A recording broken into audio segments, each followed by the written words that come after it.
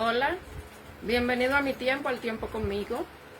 Hoy un poquito más temprano, aunque van a ser las 2 de la tarde en el Caribe y en la parte este del hemisferio. Y hoy es el primer domingo del mes de octubre del 2025. Hoy es domingo 5 de octubre y estamos en el 17º domingo de la experiencia y compromiso de predicar el Evangelio a toda criatura en todo lugar. Y las lecturas bíblicas que nos tocan hoy domingo, que vienen del leccionario, vienen detalladas de la siguiente manera. Primero leemos en el libro de Lamentaciones, en el capítulo 1, del 1 al 6, donde el Señor habla de cómo queda desolada la ciudad de Jerusalén, el castigo que les toca por aquello de haber desviado su mirada de Él, que es un lamento.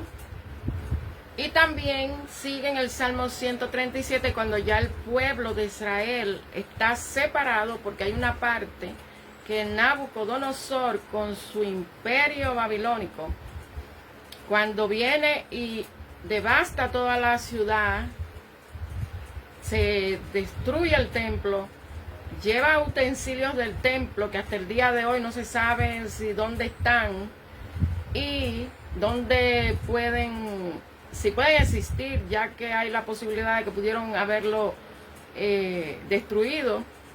Pero cuando ellos regresan a Babilonia, ellos se llevan una gran parte de lo mejor que tiene Israel. Son los artesanos, gente que produce, gente inclusive al mismo rey con la familia. Pero entre ellos también es donde se encuentra Daniel y sus 3 amigos, que si usted quiere puede leerlo en el libro de Daniel, cuando ya él escribe de su experiencia en Babilonia como un funcionario del imperio babilónico. Y de ahí es que viene el Salmo 137, donde está ese lamento de que la gente de Babilonia le pide a los del pueblo de Israel que canten, que ellos quieren oírlos con esos cánticos. Ellos dicen, y el Salmo lo expresa así: ¿cómo nosotros podemos alabar a Dios fuera de Israel? Otro lamento también. O sea que fíjense cómo el libro de Lamentaciones, con su capítulo 1, del 1 al 6, unido al Salmo 137, trae lamentos, donde viene el pecado, donde viene el castigo, pero donde viene reflejado la consecuencia de ese pecado. Por su parte, la enseñanza que viene del Nuevo Testamento, seguimos leyendo en la segunda carta que le escribe el apóstol Pablo a Timoteo, en su segunda carta, y se lee en el capítulo 1 los versos del 1 al 14, donde Pablo le habla a Timoteo después de haber manifestado la acción de gracias. Él habla y él le invita a Timoteo que le enseñe a la iglesia, no solamente directamente a él, porque si Timoteo recibe la enseñanza del apóstol a que no se avergüence del evangelio, Timoteo por su parte está llamado a enseñarlo a la iglesia, a los que él tiene a su cuidado, de que no se avergüence del evangelio, porque es el testimonio a favor del Señor Jesucristo. Y Pablo también da testimonio de él, porque él le escribe que él está preso por causa precisamente del evangelio. O sea que prácticamente lo que le escribe Pablo en ese primer capítulo a Timoteo, en la segunda carta, dándole la secuencia, las instrucciones que le va dando para que sea un pastor efectivo, habla de que nosotros hoy, como parte de ese pueblo, no podemos, bueno, de podernos, podemos, de poder se puede, pero no se debe sentir vergüenza de predicar el evangelio de Cristo. Y no importa cómo la gente reaccione, porque la gente va a reaccionar matándolo, La gente va a reaccionar que no va a querer hablar sabiendo que tiene el deber de hablarlo. Que la gente no va a temblar porque va a tener que decir que algo que se está haciendo, un comportamiento, no es de Dios y cómo Dios lo abomina, lo rechaza. Y usted no puede tener vergüenza de que la gente sepa que usted es cristiano, porque si la gente no sabe que usted es cristiano, mira hermano, usted entonces va a tener que detenerse en su carrera y analizar qué significa lo que usted dice cuando usted dice que ama y cree en Dios. Porque si su forma de vivirlo no lo demuestra, entonces el evangelio en la vida de otros se va a perder. Mucha gente se va a condenar porque no van a tener la oportunidad de escuchar el evangelio de salvación y no van a tener la oportunidad de que se arrepientan de sus pecados, no van a tener la oportunidad de que decidan volver a Dios en arrepentimiento para hacer nueva creación. Por su parte, el evangelio seguimos en Lucas, esta vez en el capítulo 17, en los versos del 5 al 10. Y es interesante porque los discípulos le dicen al Señor que le aumente la fe. Imagínense, se ve que la lucha era grande, porque ellos, cuando una persona en la Biblia dice aumentanos la fe, no es porque ellos no creen en el poder de Dios, que ellos no creen en el Hijo de Dios, es que hay una lucha interna entre el estar convencido de quién es Dios y en el qué dirán de la gente, en la reacción de la gente. Ahí es donde entra que uno no debe avergonzarse del evangelio, sino dar testimonio del poder de Dios. Y cuando dicen, aumentanos la fe y lo que es el deber del siervo, el Señor llama la atención a que nosotros no caigamos en la desgracia que cayó el pueblo de Israel al desobedecer a Dios, al quitar su mirada de Dios, de desviar su mirada de Dios y ponerla en dioses paganos, en personas, porque hoy en día, más que en dioses paganos, hoy en día lo que hay son políticos que los convierten en dioses, o sea, los admiran tantos y creen que sus palabras son tan verdaderas que lo ponen en un pedestal. Eso pasa con los artistas, que a veces tienen una vida desenfrenada y hay quienes creen que esos artistas tienen una vida correcta y no. Porque cuando usted se pone a leer la letra de lo que escriben mucho y de lo que cantan mucho porque otro lo escribió, usted tendría temblor y tendría temor que sus hijos les guste tal o cual artista. Así que pensemos en eso, porque estamos en una época donde nosotros, los cristianos, así como los apóstoles se lo pidieron a Dios, necesitamos cada uno. Porque cuando yo hablo de necesitamos, yo no estoy diciendo que yo también. No, hay gente que necesita todavía en la iglesia crecer espiritualmente. Como yo lo he dicho y como lo dice Pablo, que están en biberón de leche, que todavía no están de vianda, de los alimentos sólidos, porque no maduran en la fe. Porque el principio para conocer lo que significa crecer en la fe, madurar, tener la perfección de Cristo, es escuchar, leer, meditar y aplicar la palabra de Dios a la vida diaria. Y todo el mundo no es capaz de hacer eso. Y no podemos hablar de todo el mundo, no podemos generalizar porque todo el mundo no es igual. O sea que a unos les cuesta, pero cuando hay momentos en los que la fe se mueve, no porque hay fe y el Señor se está manifestando, sino cuando la fe se mueve de tal manera que hay que decidir si se le es fiel al Señor o si uno se pierde con el mundo. Porque la conversación anterior por la que los apóstoles le piden a Jesús que le aumente la fe es cuando Jesús habla de las ocasiones que se presentan en la vida que hacen que uno caiga, que hacen que uno peque. Y dice que cada uno debe mirar por lo suyo. Y la responsabilidad, si tu hermano peca contra ti, repréndelo. O sea, si alguien te falta el respeto, háblale con amor, pero repréndelo. Y si se arrepiente, perdónalo. Y si 7 veces al día peca contra ti, y 7 veces al día vuelve a ti diciendo me arrepiento, hay que perdonarlo. Y no es fácil perdonar. A veces hay situaciones donde no es fácil perdonar. Pero mire, no hay una sensación tan buena, tan agradable cuando no es asunto de perdonar. Es asunto de cuando usted se lo entrega a Dios.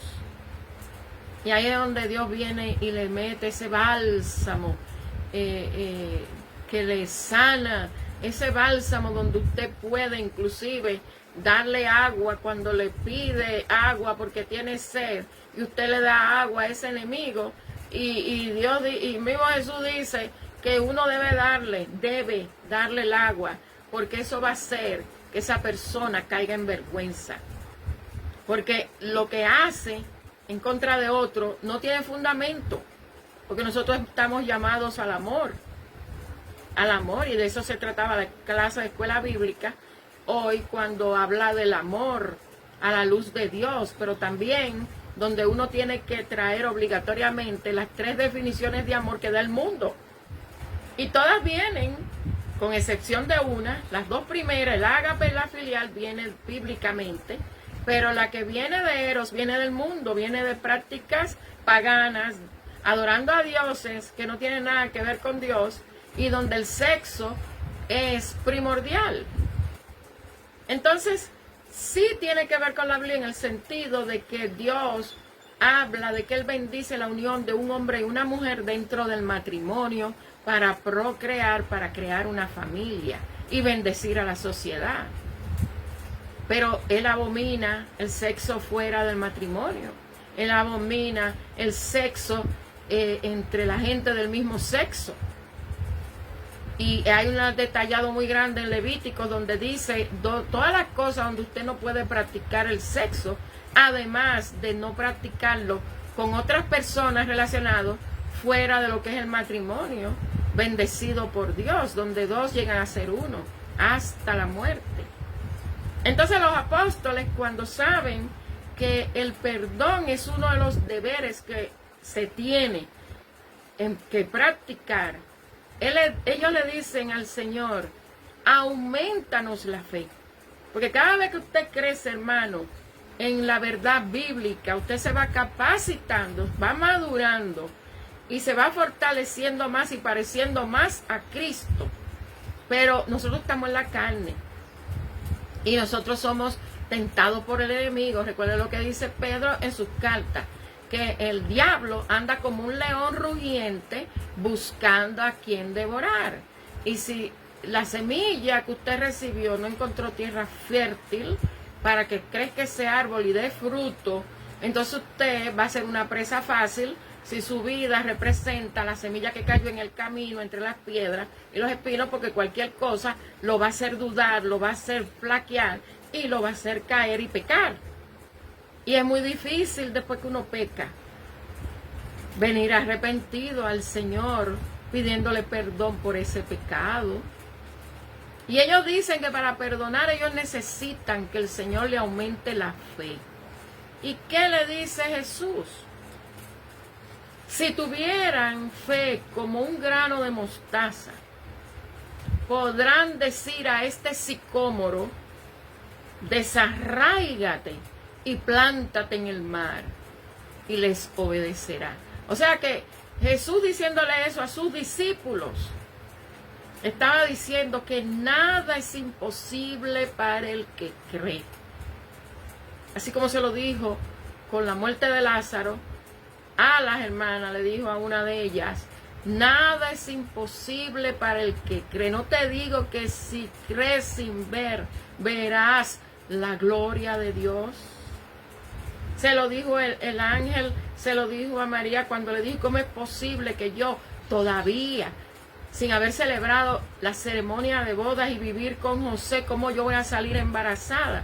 Nada es imposible para Dios, y lo dice también en el Antiguo Testamento. Entonces, si uno dice que cree en Dios, si uno cree que todavía esa fe necesita, como Gedeón, esa confirmación de que el Señor es, uno la pide, como la pidieron ellos. Uno la pide porque uno no puede avergonzar de pedirle a Dios, porque usted le pide a muchísimas cosas a Dios que usted no necesita. Y por eso es que Santiago dice que uno no recibe lo que pide porque uno no sabe pedir, porque uno pide para el propio pecado de uno, para el propio deseo de uno, que no sirven para nada porque no son de edificación para nadie más. Y sobre todo porque uno no lo necesita tampoco, porque Dios sabe de qué tenemos necesidad. Pero también habla Jesús en el Evangelio de Lucas, en el capítulo 17, continuando después del verso 5 y 6, dice del 7 al 10. ¿Quién de vosotros, teniendo un siervo, ara o apacienta ganado, al volver él del campo, luego le dice, pasa, siéntate a la mesa? No le dice más bien, prepárame la cena, cíñete y sírveme hasta que yo haya comido y bebido. Después comes y bebes tú. ¿Acaso da gracias al siervo porque hizo lo que se le había mandado? Pienso que no, dice Jesús. Así también ustedes, cuando hayan hecho todo lo que le ha sido ordenado, digan, siervos inútiles somos, pues lo que debíamos hacer, eso hicimos. En mi reflexión del viernes a través de Facebook, yo enfaticé lo que significa caminar la milla extra, que yo lo aprendí cuando yo llegué a la conferencia de Nueva York en el 1992. Y yo siempre estuve motivada, inquietada, la milla extra, porque se supone que cuando uno ama a Dios, uno se da por entero. Que cuando uno va a ser partícipe de algo, uno se da por entero y uno da hasta lo que no tiene. Sin embargo, caminar la milla extra es eso.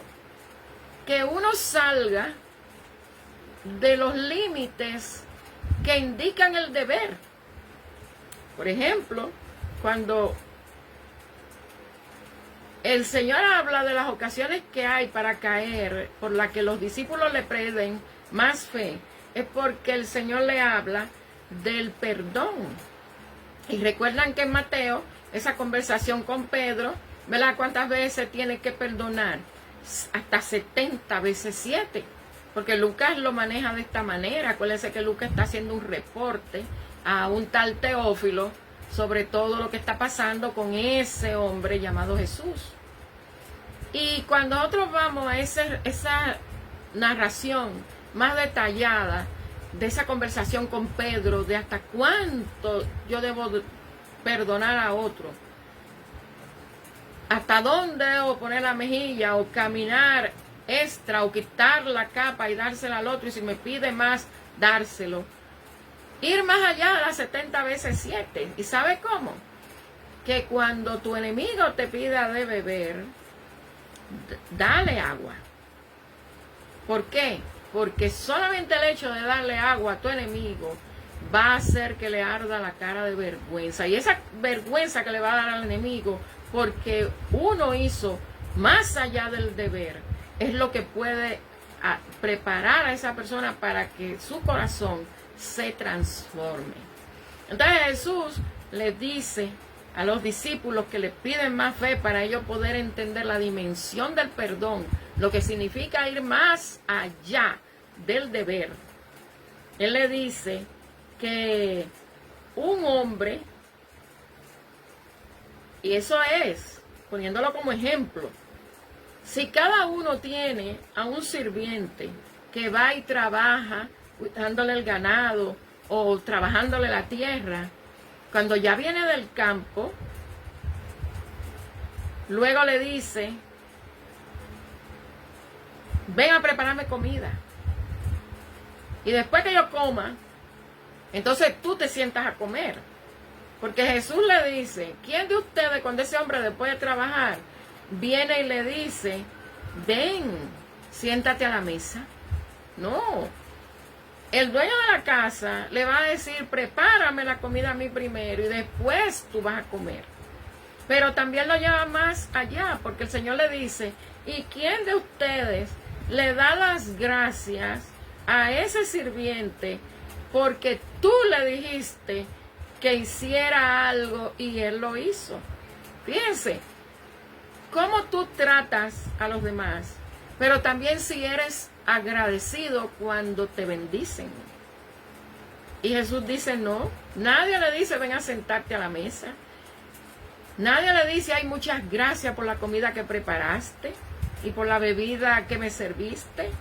No, por eso es que Jesús dice, cuando ustedes que hacen eso, hayan hecho solamente lo que deben hacer, solamente lo que está escrito, ustedes deben decir que son inútiles, siervos inútiles, porque ustedes solamente se limitaron a hacer lo que tenían que hacer. Imagínense hoy día, porque siempre cristianos, nosotros no somos del mundo, pero estamos en el mundo.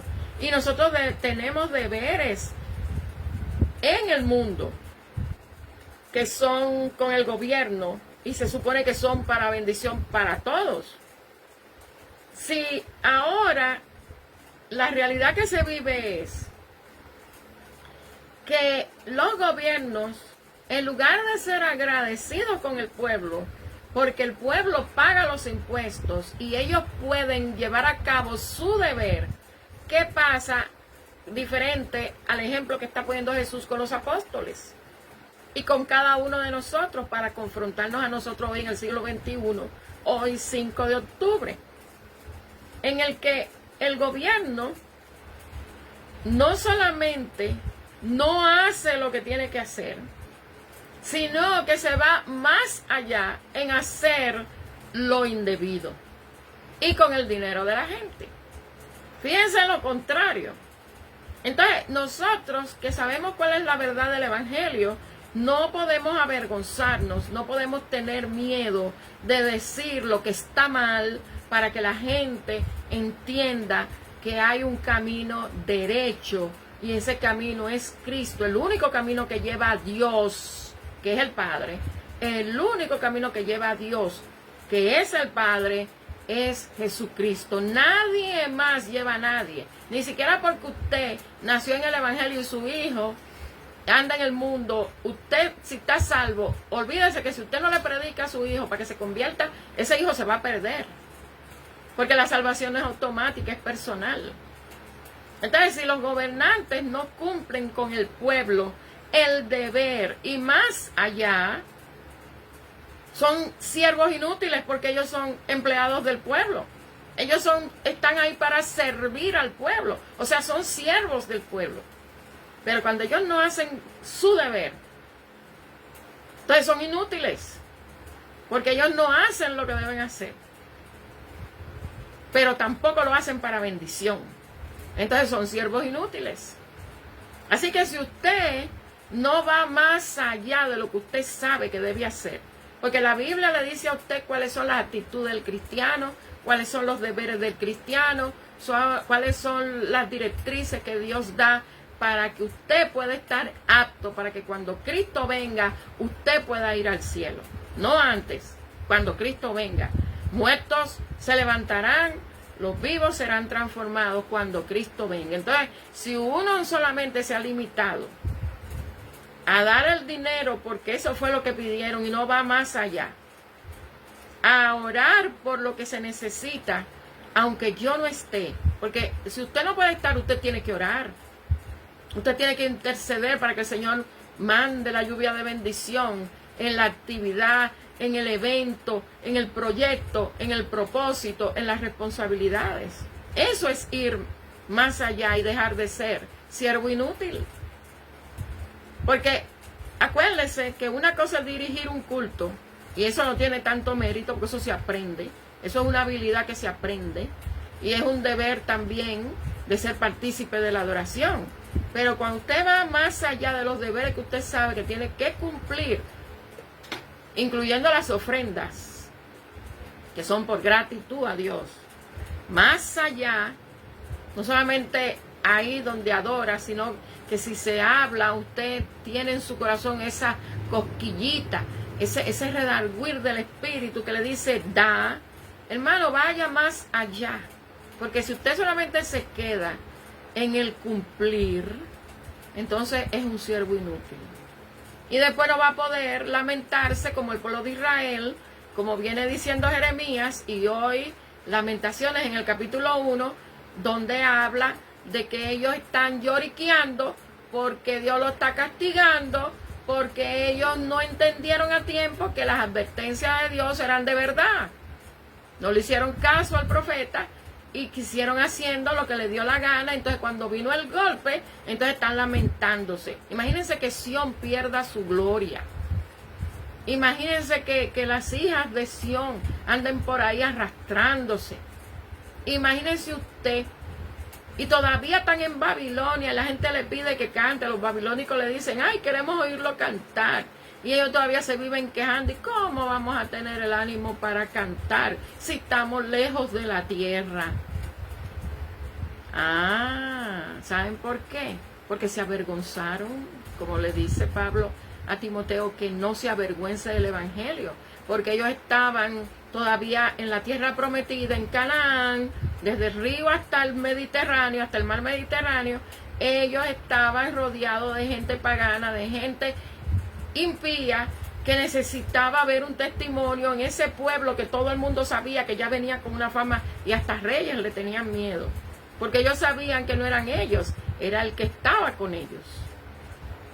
Y entonces viven lamentándose. Así que, hermano, que hoy, el mensaje de hoy, 17º domingo, después de recordar y celebrar y reafirmar el compromiso de seguir predicando la palabra de Dios, no importa en las circunstancias, porque la fe no se mide por las circunstancias, la fe se mide en la obediencia a Dios.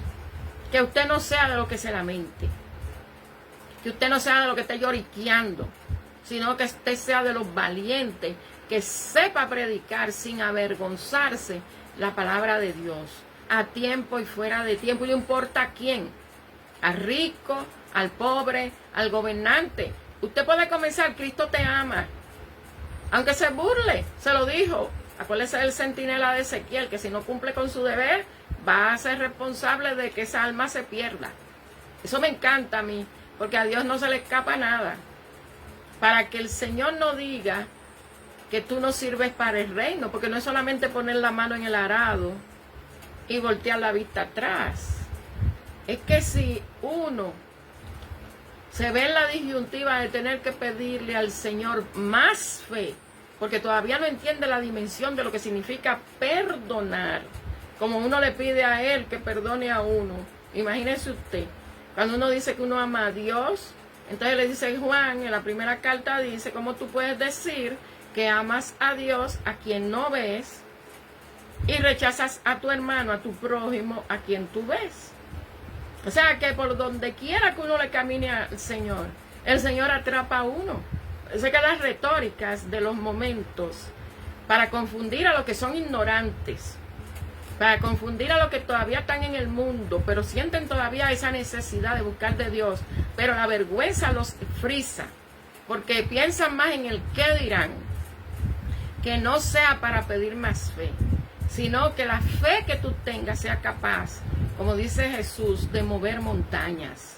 Pero no porque tú estás ahí como una gotica sobre el agua pidiéndole lo mismo, no, es poniéndole en la mano al Señor tu necesidad, tus sueños, tus debilidades, tus pruebas, las tentaciones que tiene que enfrentar, porque eso solamente, el ponérselo en las manos a Dios y dejar que Él trabaje, es mover montañas. Y no permita que el Señor te diga que eres inútil, porque solamente haces lo que Él te dice. Recuerde que los frutos del Espíritu son dones también del Señor, pero también son capacidades que son fruto del Espíritu, que deben fluir a través de nosotros, que es el amor, que es la mansedumbre, es el dominio propio, es ser de paz. Vaya a Gálatas 5 y léalo. Y lo compara con el espíritu maligno del mundo. O sea que uno todavía tiene la oportunidad hoy de decidir si necesita más fe de decidir hasta dónde ese grado de fe es fe, si es capaz de mover montaña o es solamente porque usted quiere entender nada más, porque acuérdese que el Señor se revela a quien Él quiere, y si usted se lo pide, el Señor puede complacerlo y revelársele a usted, porque es a quien Él quiere. Como también los dones, Él se los da a cualquiera, a quien Él quiere. A cualquiera y a quien Él quiere. Porque en el montón puede ser cualquiera, pero a quien Él quiere. Con propósito. Así que permite al Señor que tú en ningún momento te sientas inútil. Porque si en algún momento tú te sientes inútil delante de Dios, vas a tener que analizar cuántas veces te invitaron a hacer. Cuántas veces te pidieron con amor que si te gustaría participar de. Cuántas veces te invitaron a ir a un lugar y no fuiste. ¿Cuántas veces te invitaron a ser parte de una bendición y tú no participaste? Eso, la negación, el rechazo, el miedo, es ser siervo inútil.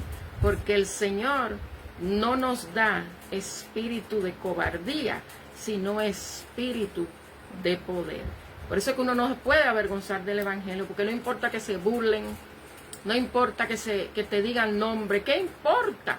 Si yo soy la menos indicada para estar poniendo estos videos por las redes sociales, que hoy oren porque hoy voy a intentar incluir en las parroquias del mundo que tengo, voy a incluir a Pinterest. Pinterest es una plataforma social donde una de las virtudes que tiene, y fue por lo que la conocí, es porque habla mucho de cocina, de recetas, ideas para cocinar, muchas tablas de equivalencia, o sea que hay sitios donde es libra, en otro país es gramo, y a veces usted no sabe cómo bregar con litros, y así por el estilo. Yo me encanté con esa plataforma. Y como guardada está Instagram ya, por ciertas razones, voy hoy a compartir por primera vez este video. Y yo soy la menos indicada, pero yo tengo un deber de predicar. Que yo debería estar viendo televisión ahora, o comiendo, o quizás paseando. Y sin embargo, yo voy más allá. Y cualquiera diría, porque la pastora está jubilada. No. Hay que ir más allá, porque el Señor se agrada, porque el Señor hace prosperar todo lo que uno hace para Él, y que sea para bendición de otro que se pueda salvar. Que así como recordó el pastor predicando hoy, hay fiesta en el cielo cada vez que un pecador se arrepiente. Y usted no sabe si cuando usted le diga algo, Cristo te ama, este es el tiempo de buscar a Dios, como está pasando en Estados Unidos, que la juventud que escuchó predicar, y aunque no les guste predicar, que escuchó predicar a Charlie Kirk en su estilo, porque él tiene que hablar de la parte social, hermano. Nosotros, aunque no somos del mundo, estamos en el mundo. Nosotros pagamos impuestos, nosotros vamos a los hospitales, nosotros vamos a las escuelas y a las universidades, nosotros compramos en las tiendas. Entonces, nosotros no somos fuera de este mundo. Y tenemos deberes que cumplir, civil. Entonces, nosotros que somos cristianos, aún no somos parte de lo malo que el mundo hace. Nosotros tenemos un deber de predicar y más allá. Entonces, nosotros tenemos que predicar utilizando como Jesús lo hizo en su tiempo, predicando con el día a día. Fíjese bien que en los 4 evangelios, sobre todo los 3 sinópticos, que es Mateo, Marcos y Lucas, que coinciden mucho en muchas de las narraciones y experiencias bíblicas con el Señor, fueron en el diario vivir de la gente, el ambiente común de la gente, con la prostituta, en la comida en la casa, con el militar del Imperio Romano, con el cojo que está en la calle, con el rico que es tributario y trabaja para el gobierno, con toda clase de gente y en toda clase de experiencia que nosotros vivimos, hasta en un matrimonio, que fue donde Jesús hizo el primer milagro, que fue convertir el agua en vino, en un matrimonio, la famosa boda en Caná, en Galilea. Así que nosotros estamos llamados a utilizar lo del diario vivir para predicar la palabra, porque eso es lo que está pasando hoy, el pecado, que todo lo bueno de Dios, como hemos sido creados, como el mundo ha ido llevando su experiencia, el día de hoy todo está en una franca guerra con Dios.